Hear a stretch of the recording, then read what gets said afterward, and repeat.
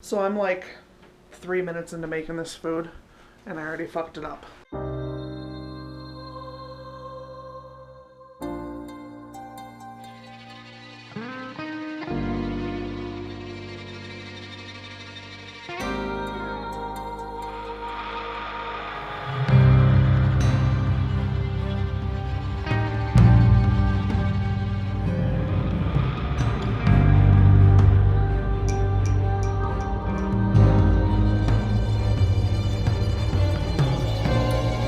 Hey guys, so it's Wednesday afternoon. I am on my way down to the courthouse because I'm gonna file some things, and they're things that you can't file electronically. So this trip to the courthouse is going to make it so that I can't have Thanksgiving with my family. So pretty excited about it. I've already sobbed a lot. So if I look like hell, that's why. I'm also being blinded by the fucking sun. Hey guys, so I haven't checked in much this week. It has been a hard one.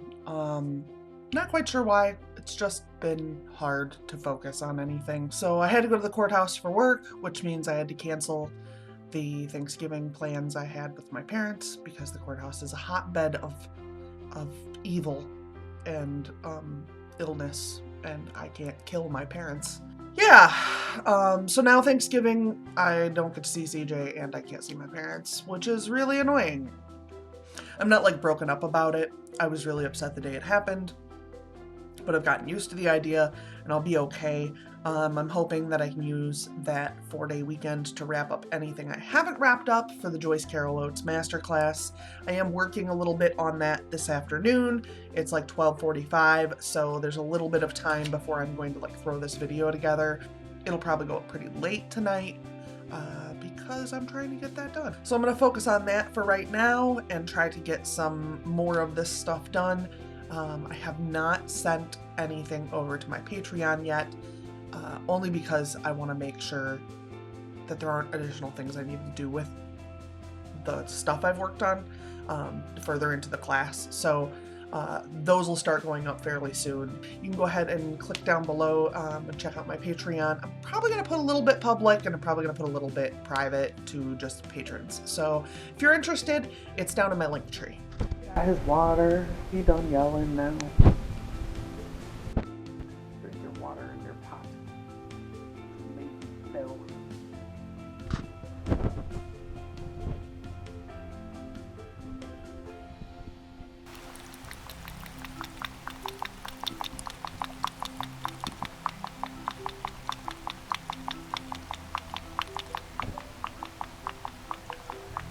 What are you doing?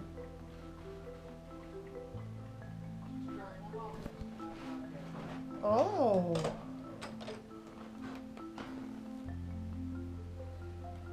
She just want to eat. And Dreamer's over here. Being sus. I bet Travis don't have pants on. Oh, he has pants on. Holy shit. See, Travis is working. Travis is working. I need to bathe. But I'm making coffee.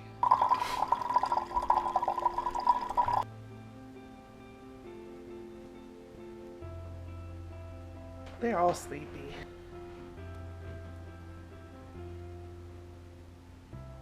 I don't know where Dreamer is, probably being an asshole somewhere. Oh, she's sleeping on Travis's fucking bed that we haven't gotten rid of yet. I'm gonna take a lunch break and make myself some grub stuffs. So I'm like 3 minutes into making this food and I already fucked it up.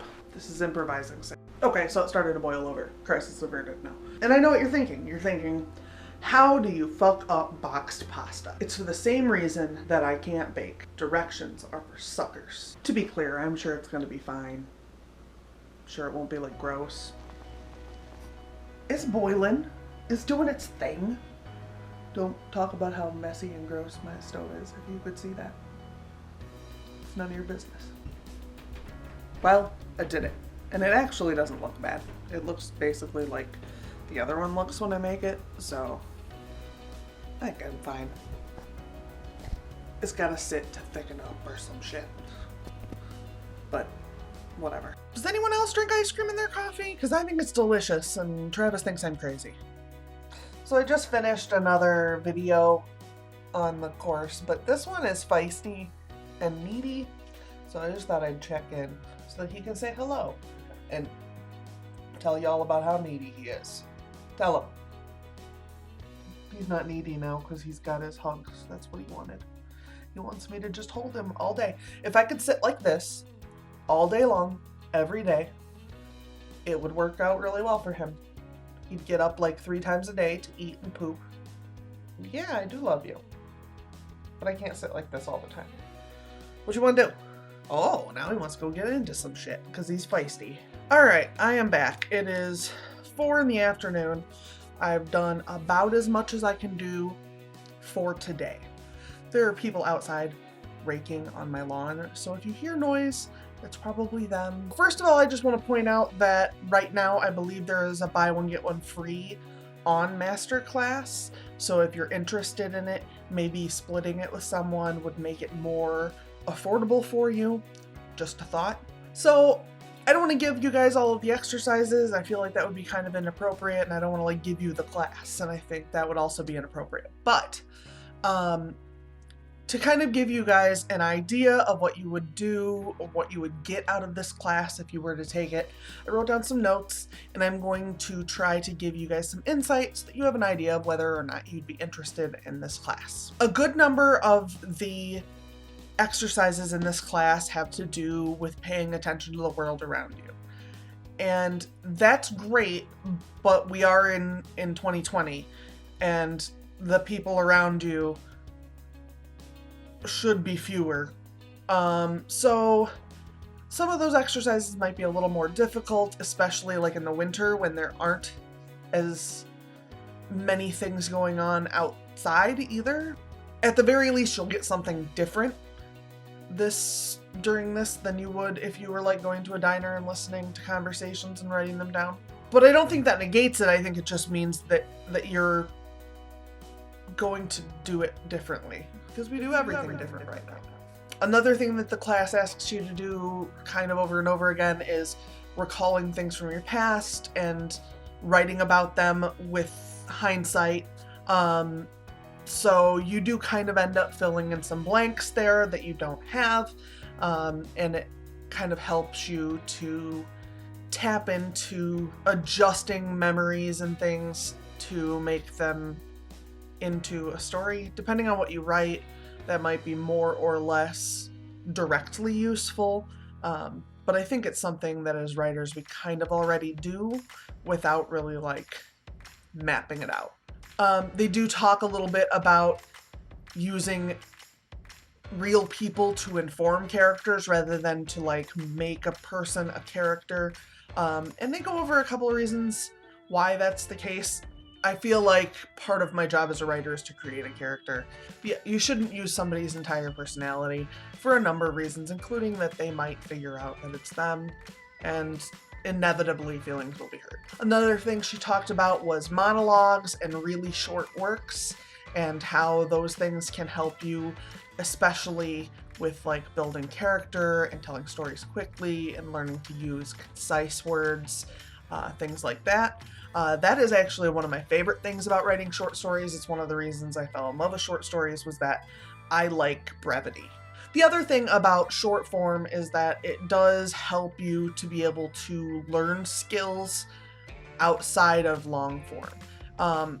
If you learn a lesson through a novel, you might end up writing 350 pages. And now the cat is in the litter box.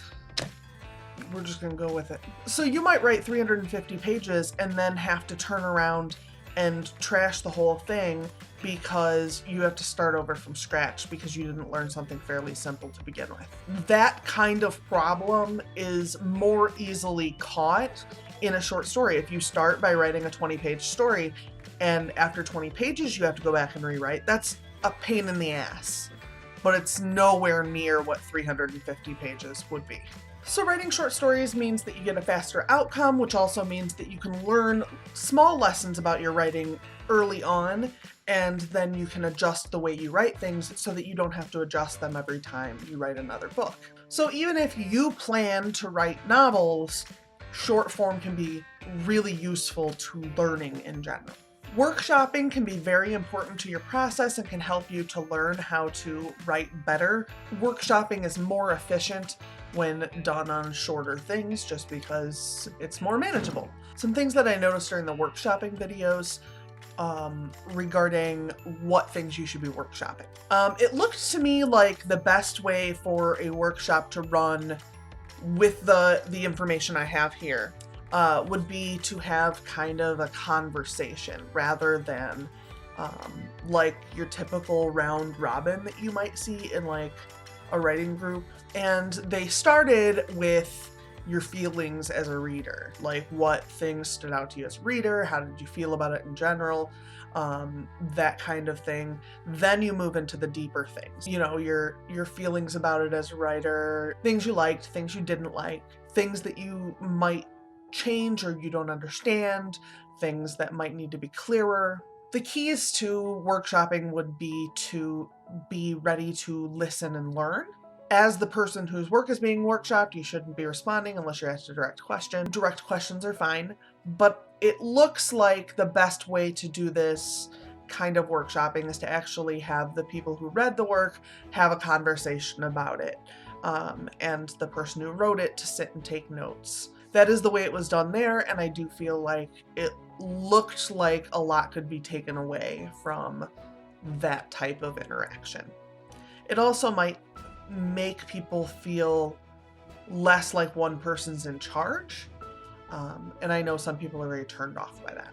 Overall, the sessions are pretty digestible. The two workshopping sessions that are toward the end are the longest, and they're also the most dense. So I think I see myself watching them again in the future, but luckily because it's a masterclass, I do have access to that. I also have access to the notes and downloads that I got from the class. When considering whether or not you want to take this class, one of the things you should note is that it does rely fairly heavily on engaging other people in your work. If that's not something you're comfortable doing, if that's not what you are looking at doing with your work and you're planning on doing something else with it, keep in mind that some of the exercises just you won't be able to do because they will include having other people look at things. Yeah, so for right now, that's kind of what I've taken away from just the videos and a couple of the activities that I've done.